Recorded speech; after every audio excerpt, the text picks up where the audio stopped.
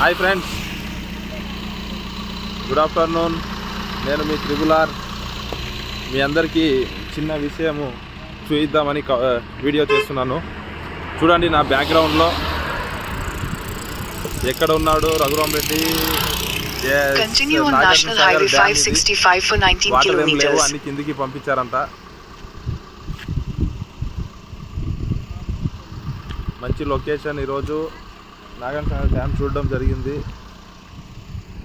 So మీ అందరికి చూపించాలనిపించింది, అందుకనే. అదిగోండి వెనకాల, నా వెనకాల మన కార్ రెడీగా ఉంది.